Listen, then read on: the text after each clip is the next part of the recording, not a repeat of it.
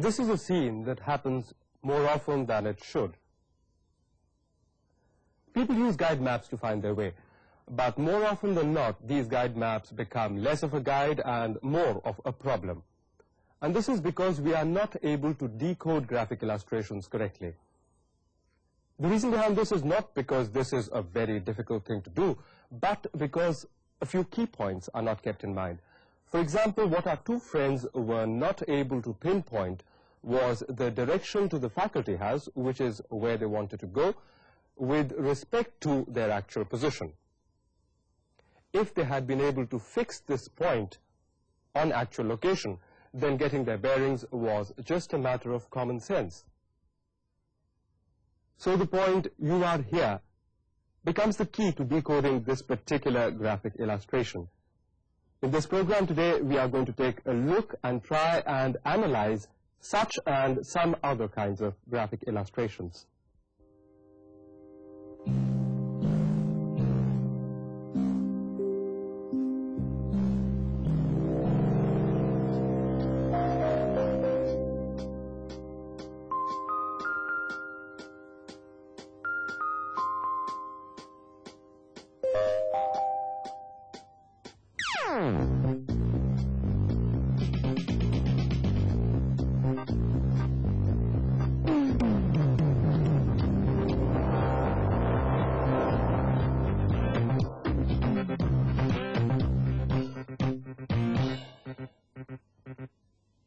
The situation that we just saw can now be extended to another kind of map that looks confusing: a road map.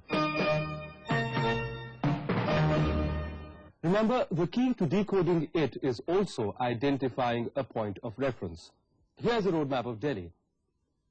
Let's now try and trace the route to the IGNOU campus in Maidangari from a nearby locality, Saket. This is the IGNOU campus, and this is Saket. Even in Saket, let us fix a point of reference, such as, say, Anupam Cinema,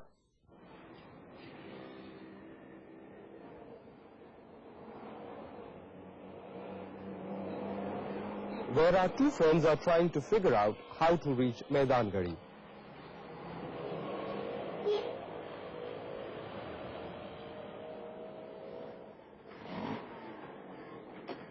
From Anupam Cinema, let us now move to a point A, which is a T-junction. Remember, in between there is a crossing, and don't turn on any other turn before the T-junction. Now we are at the T-junction. Well, what next? Turn left at the T-junction and move to a point B near Anupam Apartments. From here, we move right onto a small road to a point C, which is an S-curve. En route, we pass a market and the Indian Institute of Ecology and Environment. We reach the point C, the S-curve.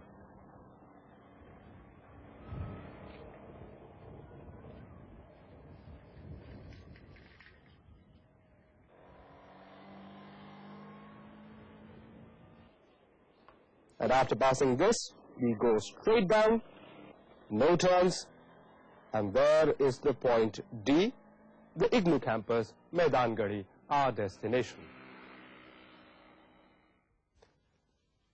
So the essential point to remember is to get your bearings on the map via the point where you are. Then, faithfully following the map, keeping a lookout for the landmarks mentioned in the map, and not getting confused by other landmarks which are not mentioned in the map, like this turn that was not mentioned in the map. Simple, isn't it? Once you know how. Well, this is one kind of graphic illustration. Sometimes we have a lot of information available to us in the form of raw data, and it becomes very difficult to try and digest it in a very short time. Also, the associations do not always become very clear. In such a case, if this information is presented in a manner that makes the information much more easily accessible, then life in general becomes so much more simple. Let me try and illustrate this with the help of an example. Let's take your academic schedule. That's your timetable. It is a table, a very simple form of table.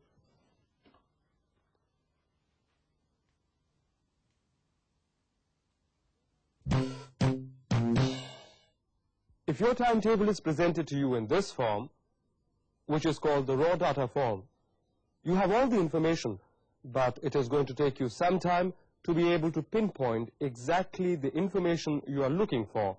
Say, what you are supposed to be doing between 11 a.m. and 12 p.m. on Wednesday.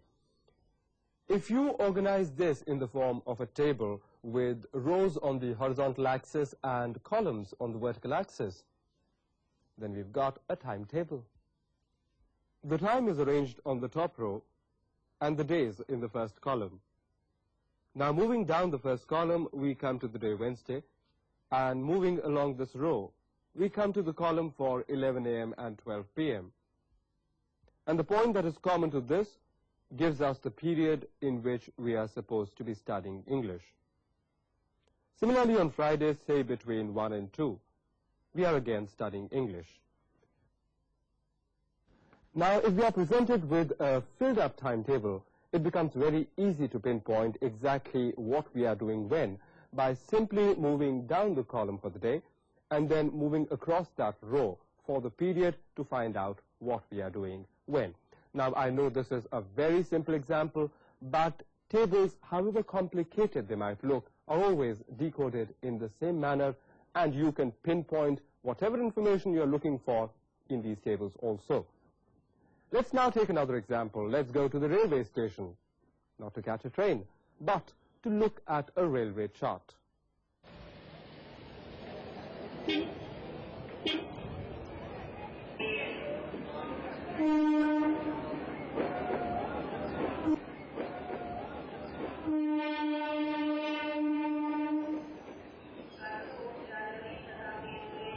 Here too, like in any other table, the information is arranged in the form of rows and columns. On the first column is the information on the trains, and on the top row is arranged information about when they leave, from where, to where, etc., etc., etc. Let's take this one. 2302 Rajdhani Express from New Delhi to Howrah, which leaves on Monday, Tuesday, Wednesday, Friday, and Saturday at 17:15 hours, that is 5:15 in the evening. So we are now in a position not only to pinpoint any information, but also to be selective about it. We can now pick and choose our information from a lot of other information that might not be of importance to us at that particular given time. So a table in a brief space gives us a lot of specific data, which avoids tedious repetitions of words and phrases, which can then be organized in the forms of rows and columns, and allows for comparisons.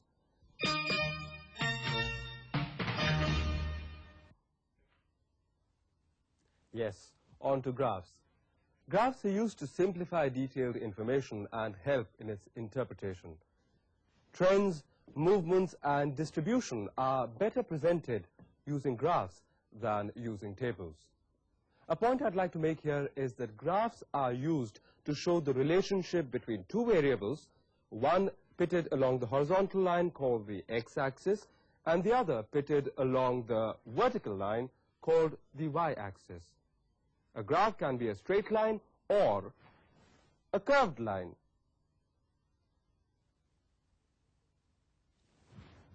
Let's take a closer look. Let's draw the two axes first. The horizontal is the x-axis, the vertical is the y-axis. On the y-axis, let's put the temperature in degrees Celsius.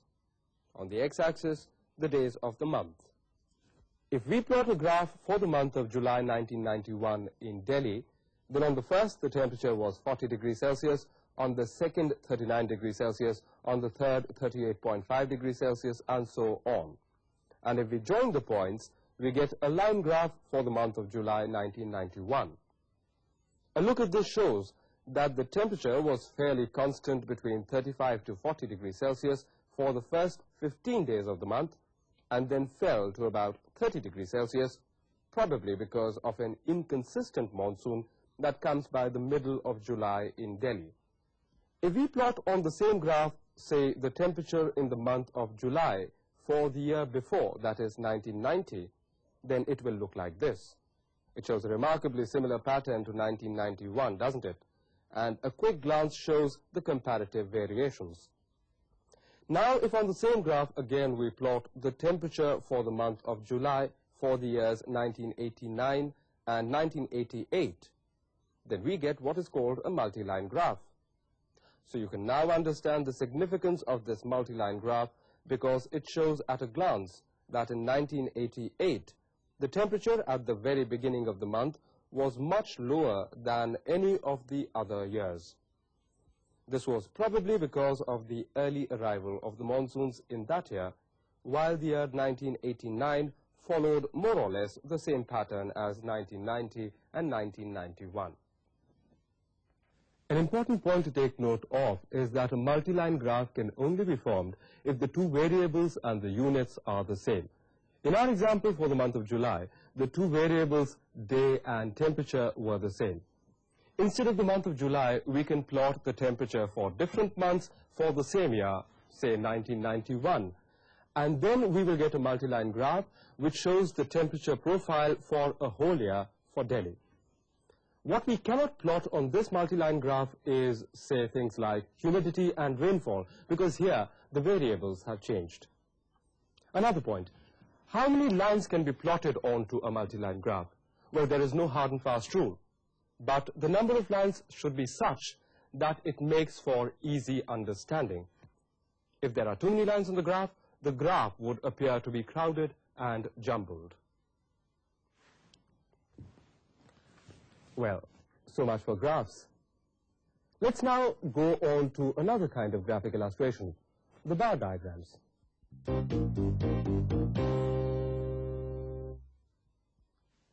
They are also employed for showing comparisons.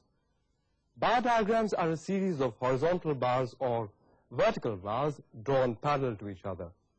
Each bar can represent different items or the same item at different times. The scale can be a scale of percentage or absolute quantities. Therefore, in general, bar diagrams are ideal for showing comparisons between figures of the same item during different periods or of figures of different items during the same period. Sounds confusing? Well, it's not really confusing. Let's take the help of some examples. This bar diagram shows students' response to diploma in management in IGNOU. It is spread over a period of 5 years, and the number of students is in thousands, which is plotted on the y-axis. Take also a look at the key at the bottom, which shows that the red bar represents the number of students who applied, and the green bar shows the numbers who actually enrolled. In 1987, about 6,000 applied, but only 3,500 enrolled. In 1988, the number went up to 7,000 who applied and about 5,000 who enrolled. In 1989, there was a steep increase in the number of applications to a little above 20,000, but the number who actually enrolled increased very slightly to about 6,500.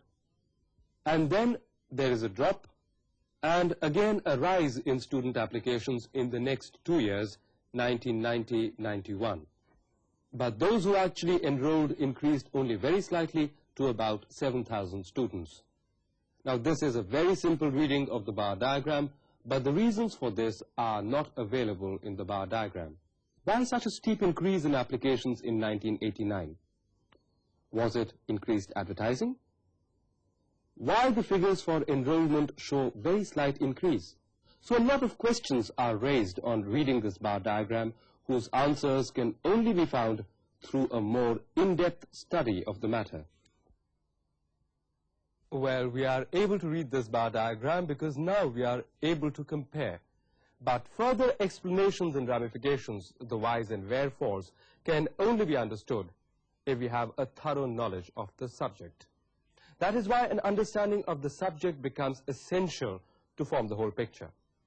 This is probably the reason why people unfamiliar with the subject might be in a position to decode the basics of the bar diagram, but are in not that strong a position to be able to comment and analyze. Well, till now we've been taking a look at some forms of graphic communication that deal with absolute figures and data. I think it's time we took a look at some which are a deviation from the above. Pie charts. A pie chart is a full circle representing a whole, with the various segments contributing to that whole. A pie chart is a pictorial representation of data generally presented in the form of percentages. A pie chart is percentage representation, and actual figures can be calculated from it.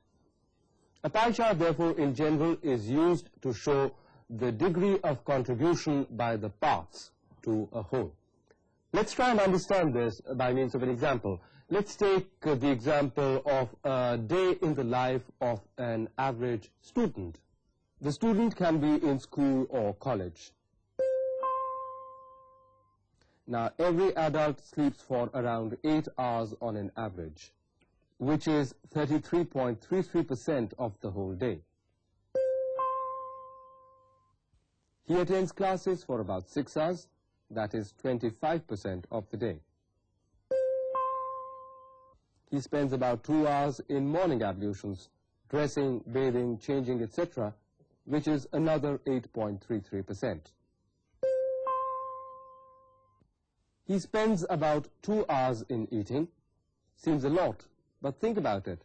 Breakfast, dinner, tea, snacks. This is about 8.33%. In metropolitan cities, he spends about 2 hours in commuting from his house to his place of study and other places during the day. Another 8.33%. So after all these essential activities, he is left with exactly 16.66%, which is about 4 hours of the day. This is the net time available for study, recreation, sports, socializing, and any other activity he wishes to indulge in. If he takes out 2 hours for sports, recreation, socializing, then he is left with just 2 hours for personal studies. Hits you in the eye, doesn't it? Well, you probably never realized it until you looked at this pie chart. Well, that's the great advantage of graphic communication. It emphasizes things in a very forceful manner. Are you ready to practice with another pie chart?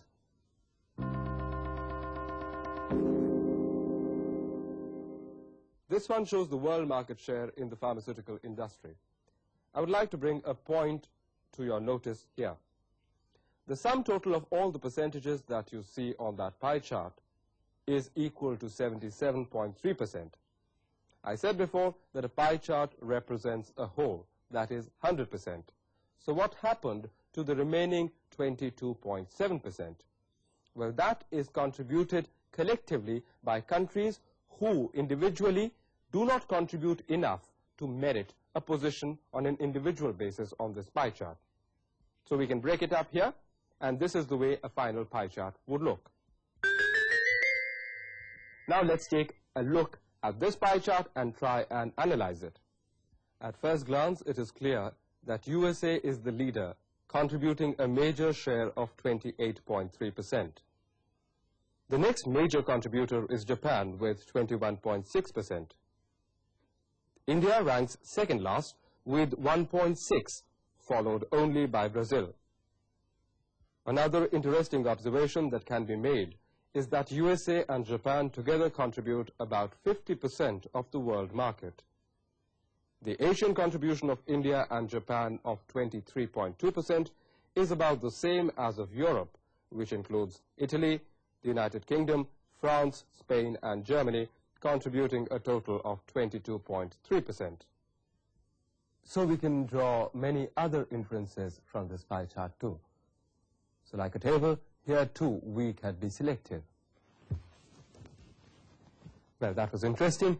Now let's move on to something that is even more interesting. Let's move on to flowcharts.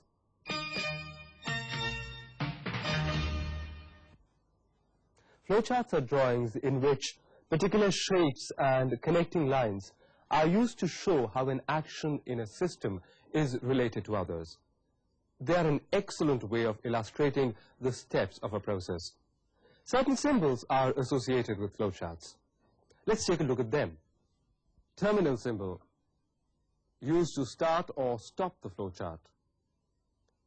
Input symbol, which shows what triggers off a decision or process. Process symbol, showing the meaning of what the operation is all about. Decision symbol, used to ask a specific question. The important thing to remember is that the answer should always be a yes or a no. Let's take a look at a flowchart.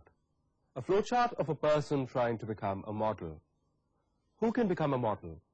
Can I become a model? Can some of my friends become a model? Let's see. We start with the start signal.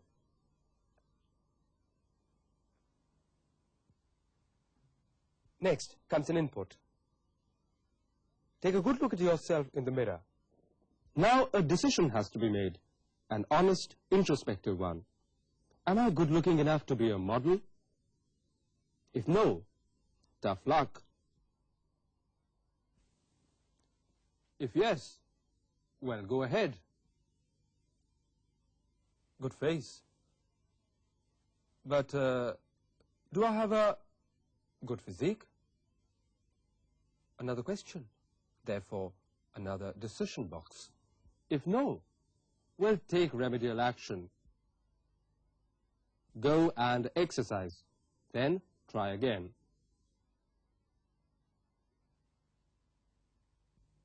If yes, you are lucky. You already put in the hard work. Next, get photographed. Smile, please. This is a process, so goes in the process box. Are you photogenic? Do you photograph well? You might be good looking, but maybe you don't photograph well. Another decision box. No? Tough luck again. Yes? Well, go and get a portfolio made. A portfolio is a selection of your photographs in different looks, poses, and moods. Submit the photographs to advertising agencies and agents. Another process. Do you get a response? Another question. Another decision to be made. If no, well, maybe your portfolio was not good enough. Get another one made.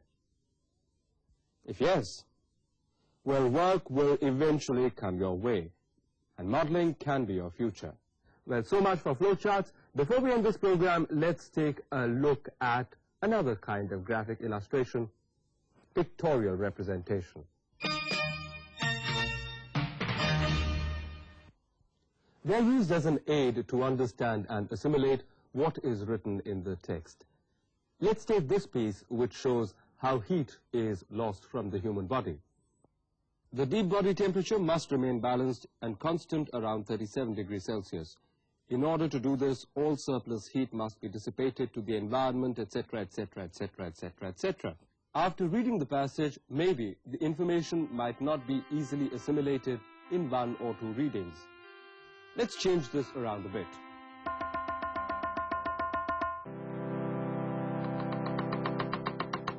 To maintain the body at an optimum temperature level of around 37 degrees Celsius, all the surplus heat that we receive from the sun, directly, through radiations, etc., must be dissipated.